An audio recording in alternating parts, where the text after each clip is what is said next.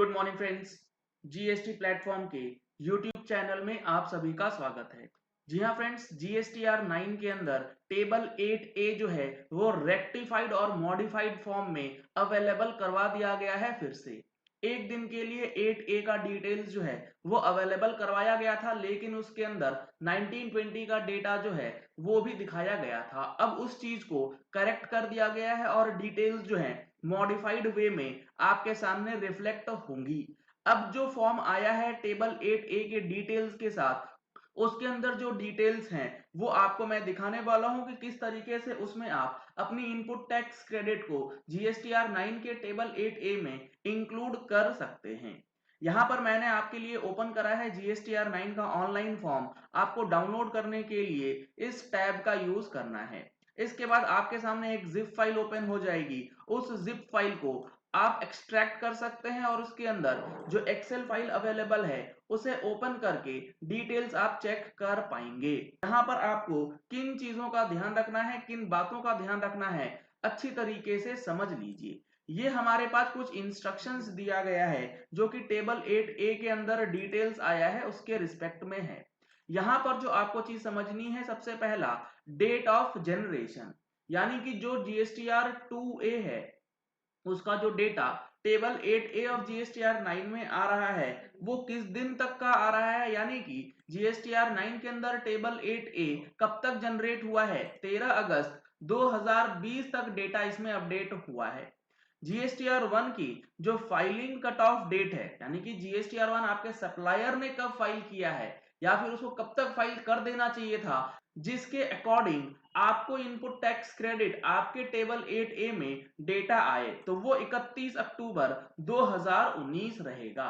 इसका मतलब अगर कोई भी इनवॉइस जो कि 18-19 का था, अप्रैल 18 से मार्च 19 का, अगर आपके सप्लायर ने 31 अक्टूबर के बाद फाइल किया होगा, 1 नवंबर या उसके बाद, तो वो आपके ऑनलाइन 2A में तो दिखेगा लेकिन टेबल 8A में नहीं आएगा। पहली बात तो ये हो गई। और इन्होंने इस चीज को cut off date for availability of ITC के अंदर भी दे रखा है। इन्होंने बताया है GSTR 1 filed by the supplier up to the tax period of September of following financial year till the cutoff date has been considered for the availability of ITC. For the financial year 18-19, the cutoff date is 31st October 2019. इसके बाद अगर supplier ने किया होगा तो नहीं मिलेगा। अभी हम लोग प्रैक्टिकल भी चीजों को देखेंगे। जीएसटीआर 1 और GSTR 5 filed after the cutoff date have not been considered for the availability of ITC, but the details may be available in 2A। 2A में रहेगा लेकिन ITC आपका टेबल 8A में नहीं आएगा। Documents pertaining to a financial year reported or amended in GSTR 1 of any tax period of that year or reported in GSTR 1 of succeeding year filed up to cutoff date have been accounted for ITC availability। अगर आपके date में कोई amendment हुआ है, invoice में कोई amendment हुआ है सप्लायर की तरफ से, या फिर कोई मिस्ड इनवॉइसेस अपलोड किया गया है up to the cut off date, तो वो भी आपके 2A का टेबल 8A डेटा जो है उसमें रिफ्लेक्ट हो जाएगा। अब आइए जो हमारे पास B2B का इनवॉइस है, इसके अंदर आपको दिखाता हूं मैं क्या चीज हो रही है। यहां पर आपका जीएसटीआर 2A का पीरियड है, ये है जीएसटिन ऑफ सप्लायर, ये है ट्रेड नेम। इसके बाद आता है इनवॉइस का डिटेल्स, इनवॉइस के नंबर क्या है, इनवॉइस का टाइप क्या है, इनवॉइस का डेट क्या है, रिवर्स चार्ज है या नहीं है वो इसमें बताया गया है। और उसके बाद लास्ट कॉलम है आईटीसी अवेलेबिलिटी का। ये बहुत ही इंपॉर्टेंट है, इसको आप देखेंगे अगर तो मैं नो कर रहा हूं और वो इनवॉइसेस जिसका आईटीसी आपके पास अवेलेबल नहीं होगा उसका डिटेल्स जो है यहां दिया गया। काफी लोगों का यह सवाल आता है कि जीएसटीआर 9 का जो टेबल 8A है उसमें डेटा रिफ्लेक्ट होने के बाद भी हम लोगों को जो है उसका इनपुट टैक्स क्रेडिट मैच नहीं होता है।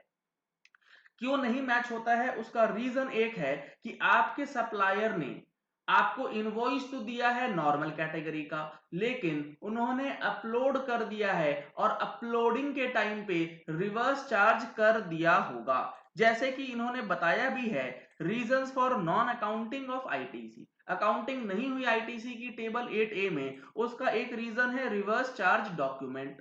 दूसरा है POS lies in the suppliers state, hotels वगैरह के लिए। जीएसटी आपका अमेंड हुआ है या चेंज हो गया है। टैक्स पेयर जो है सप्लायर कॉम्पोजिशन स्कीम के लिए ऑप्ट कर गया। इनवॉइस डेट जो है वो सप्लायर के कैंसिलेशन डेट के बाद है। तो ये कुछ महत्वपूर्ण पॉइंट्स हैं जो कि टेबल 8A को गवर्न कर रहे हैं।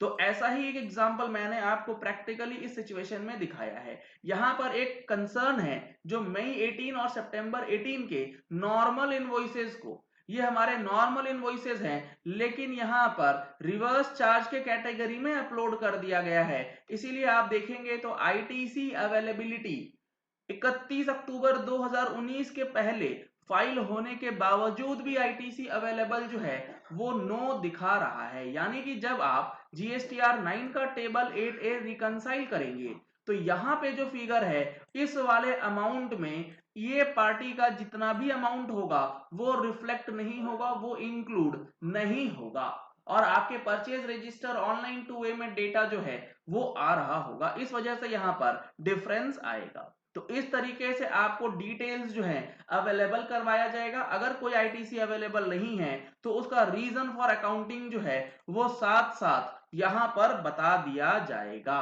तो ये काफी अच्छा स्टेप लिया गया है गवर्नमेंट की तरफ से, जीएसटी की तरफ से, जीएसटीआर 9 का टेबल 8A डेटा जो है वो पॉपुलेट करवाने के बाद। यहां पर आप देख रहे हैं जो ट्रांसपोर्टर है इसका भी रिवर्स चार्ज से रिलेटेड डेटा जो है वो दिखाया जा रहा है, जिसमें कोई भी दिक्कत नहीं है। ये तो रिवर्स चार्ज के अंदर फॉल करता है और उसी के अंदर रिफ्लेक्ट हो रहा है।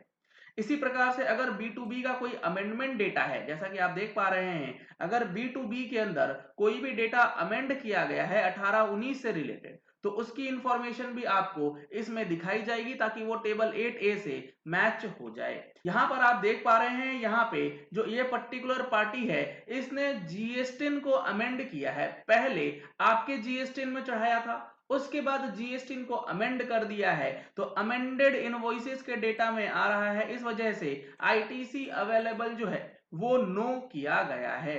तो इस तरीके से अब आप डेटा जो है वो चेक कर सकते हैं। इसके बाद है क्रेडिट नोट, डेबिट नोट। अगर आपके सप्लायर ने क्रेडिट नोट अपलोड किया है तो उसका डिटेल्स भी यहां पर अपलोड किया जाएगा। यहां पर बताया गया है कि आईटीसी जो क्रेडिट नोट के रिस्पेक्ट में है वो कब तक रिवर्सल मानी जाएगी आपको, क्रेडिट नोट के रिस्पेक्ट में, या कोई डेबिट नोट है तो डेबिट नोट के रिस्पेक्ट में। अगर क्रेडिट नोट या डेबिट नोट का कोई अमेंडेड है तो वो आपको टेबल नंबर 4 में दिखाया जाएगा।